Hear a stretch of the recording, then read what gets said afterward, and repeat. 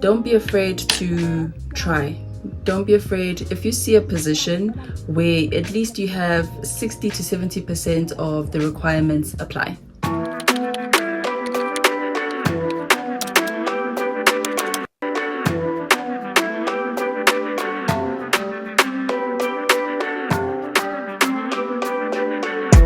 Hey guys, my name is Bahle Dlamini and welcome back to my channel. New to the channel, you're so very welcome, and if you're a returning subscriber, thank you so much for coming back. So I'm getting ready for work and I wanted to use this time to share a little bit about my career. I've recorded some of these episodes before and I think it's time for an updated version. So it's just going to be what I studied and things to look out for in the workplace, especially if you're going in for the very first time.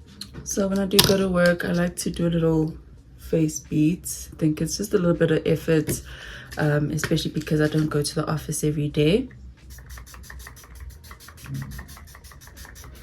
So I'm going to wait for this to dry out, and just to start, what I studied, right? And I studied in KZN. So I studied a Bachelor of Social Science degree, and it was a general degree when I got in. From the time, I do believe that they had a structured degree where it had Bachelor of Social Science in Industrial Psychology as an undergraduate degree, but the one that I did was a general degree, so it meant that I had to build my degree with the electives and modules that I was choosing. So that's the structure of how I started my academic career. Because this is a social science degree, there wasn't necessarily a requirement for a science subjects. I did do mathematics, was not my best performance, but when you look at applying with your matric certificate, it's not something where you have to have mathematics and physics and all of that. So for those who are studying for the first time, that is something to just note. It is under humanities, so the study of social sciences. There was an elective called Industrial, Organizational and Labor Studies, so I started that from my second semester in my first year. It only started in the second semester. I did sociology in the first semester. It's a nice career field to go into, because when you look at it after, the type of career path that you can explore, if you're really interested in behavioral sciences in the workplace, which is what industrial psychology is, it's you understanding what behaviors, what motivations will help people perform better at work. That's basically what we're trying to do, is to make sure that there's high performance, there's efficiency, there's effectiveness in the workplace. So people are at work, we're not working with robots. So we need to understand what are those behaviors that we need to entrench, what are those behaviors and cultures and values that we need to put together to make sure that we're creating the best high performing organization. So if that's your interest, it's definitely something that you can explore. So something that I wanted to share, especially with the young ones that are going into the workplace for the first time, is for you to understand that school life and work life are two completely different things. Especially the transition that you're going through from high school to varsity, that's different. Nobody's waking you up for you to attend your tutorials. Nobody's forcing you to do your tutorials. If you fail, it's because you didn't want to do it. And that's the truth. There's no avoiding that. And it's the same when you're going into the work life.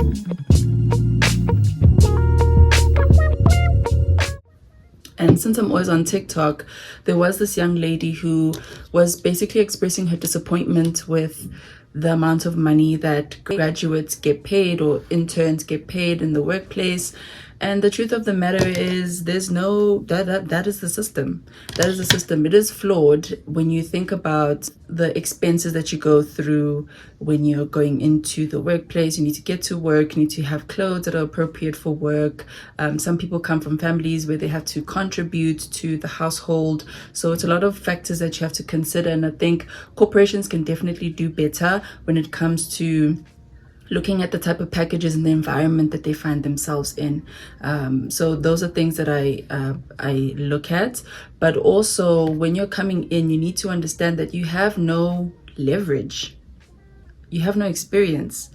It's one thing to have a degree and go through a very intense and rigorous program, but have you been grilled by a CEO in a boardroom for a presentation that you did? No, you haven't. You don't have the experience to do that. Have you dealt and encountered a difficult customer and you turn things around? Have you generated revenue? Do you have these skills? So when you get into the workplace, it's no longer the theory that you know, but are you able to apply these things practically? Are you able to be professional in a work setting? Are you able to read the room? All of these things are what people talk about when they say experience. So another thing that I did for myself, and I do take note of the fact that I really didn't need to. It's something that I just wanted to. I'd always just been intentional about making my own money. So when I was in when I was in my honors year, I volunteered at the Department of Education. If you know it, you're from KZN, it was the Teaching and Learning Services at the Department of Education. I was volunteering. When I started, I was volunteering. I was going to classes because in my honors year, I wasn't attending a lot. I had time, so I'd use that time to go to do that office work. It was office work. I wasn't even doing anything related to my degree.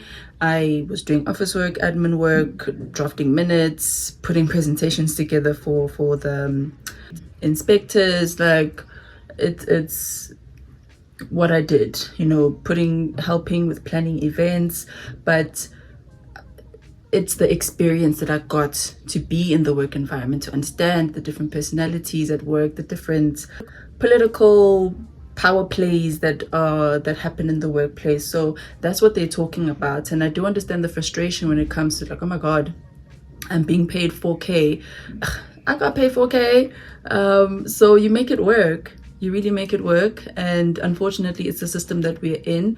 And more than anything, be grateful that you are getting an opportunity to work with a certain caliber of people. You're putting yourself in an opportunity where you can engage people that you might not have had a chance to.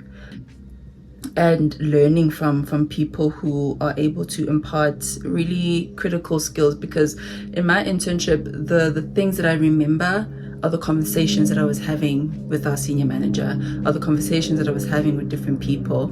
Yes, I had to jump in the deep end with some projects, which was helpful for me. But more than anything, it was being in the environment and understanding, okay, maybe I shouldn't do this. Maybe this is the best professional way. So I really do hope that the young ones take that into consideration, that it's a phase in your life. It's not your entire career, but it's a way of getting your foot in. So other people have been more fortunate to enter the workplace without needing to go through an internship program, and they start with high salary packages. But not everybody has that luck. Other people have to start from the bottom and build themselves up, but it's a phase. It's a portion of your life, and you will learn a lot. So I would discourage anybody from not taking an internship graduate program that you feel maybe you should be earning more. Just consider the fact that you just have a degree. Do you have the experience in that industry? Are you able to give informed, educated, experienced advice in that space? Just look at it that way. So this is my attempt in quick face that I do for work. Really not anything dramatic, just for me to show effort.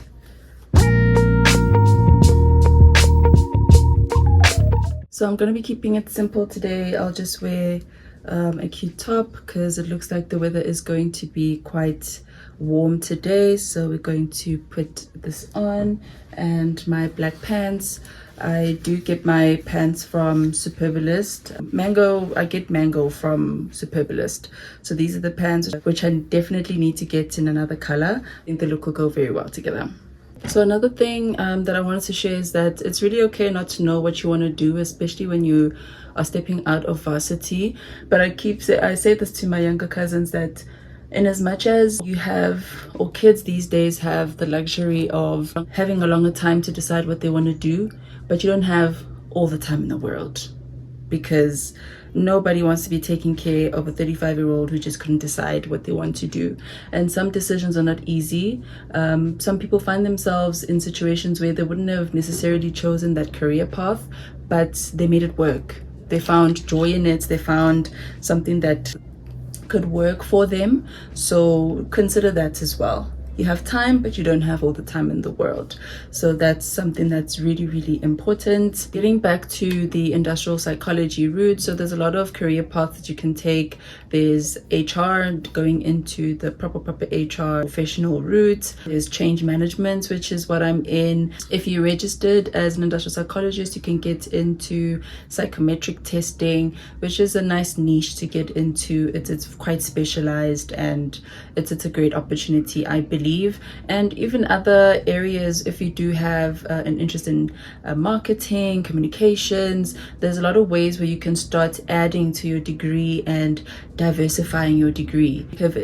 You can pivot, and I've shared this before in my previous videos. You can definitely pivot. If you started in finance, you can find a way into change management, because change management is also about understanding the space that you're in, the industry that you're in, and finding better ways on how you can improve it. So doing a course in change management, doing a course in psychology can help you then build on top of that finance degree, where you know that you can now be a change guru in the finance space. So don't always box yourself to think that you need, because you've studied this is the only route that you can take. So there's a lot of options that you can follow. A controversial piece that I want to share, when you're building your career, it's important to have good foundation, right? That comes from your internship, that comes from your first job that you get, building your confidence and getting your network strong enough, to support you and get the right people to give you advice, to mentor you and all of that. So that is also something you need to consider reaching out to be mentored. But if you do want to make significant growth in your career, I definitely look at having a plan for yourself. If that plan says every 2-3 years I'm going to start looking for a new job and move, so that's good for your overall understanding of the workplace. Different organizations operate differently, so if you're able to adapt and be flexible and be able to perform in different industries, it says quite a lot about you. From a monetary perspective, you're able to have significant growth in the amount of money that you earn if you're going to make strategic moves. But something that you should also consider in the back of your mind is that it can look bad. It can look bad.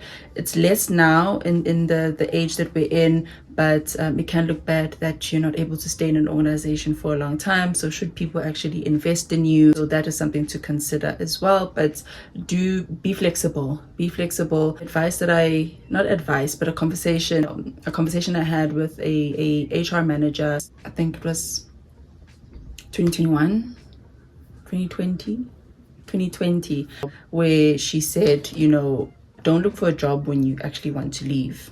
Test the market, put your CV out there, test to see if, or something will bite, just test the market. So the last piece of advice for my young girls, more specifically, is don't be afraid to try. Don't be afraid. If you see a position where at least you have 60 to 70% of the requirements, apply. If it's a place where you want to go, please apply. And this is something that a lot of people say, that men are usually going to apply even if they have 50% of the requirements. They are able to just prove themselves, and not everybody's going to have everything that is required from the job. You're also there to learn. If you're new to an organization, you don't know anything about that space. So you're going to have to take some time to learn. Yes, you're being paid for your expertise, but there's also a consideration of the fact that you need to get into the space and understand how it works. So young ladies, please don't be afraid to apply. If you see that position, I'm an avid user of LinkedIn. That is the space where I've gotten majority of my jobs. So go on LinkedIn, apply to the positions that you see. the worst thing that can happen literally in that situation is them rejecting your application, and it's not nice. It's not nice. It's not a nice feeling, but understand that it's not a rejection of you, but they're just looking at, okay, maybe there was a better candidate who had 90% of what we're looking for and you had 60, but you took the chance. So please do that. Like I please, for me, please take the chance. So set up your LinkedIn profile. Even if you are in varsity, set up your LinkedIn profile. If you have volunteering work that you do, put that on your LinkedIn. It's your CV. It's your digital CV. I cannot tell you how many times people have approached me via email based on what's on my LinkedIn profile, and I didn't have to apply. So please make the effort to do that for yourself. Start from varsity, your first year graduate. That way you can also build your profile, so that if you want to apply for a graduate program, there's a track record of the things that you've done. If you are part of Golden Key and all these associations, put that on there. Build your CV. We understand how social media works. We know that social media, you have to build it up over time to build your record. So apply the same mentality for LinkedIn as well. So guys, this is the full outfit. Matchy. It's simple enough, comfortable, and gets the job done. So I have my work essentials in this bag. It's my notebooks, my laptop, Blu-ray glasses. So I keep everything in this big bag, and I'm able to carry everything that I need, and yeah, then we're ready for work. And that is the advice that I wanted to share with you guys, and I really hope that you enjoyed it, going to find value in it, especially if you're young, getting into the workforce. Please do speak around, speak to people, do your research, especially for the spaces that you want to be in. But I really do, once again, hope that you were able to find value in this video. I will definitely see you guys in the next one. Please do tell a friend that Isibahle has a channel, and I'll see you guys in the next one.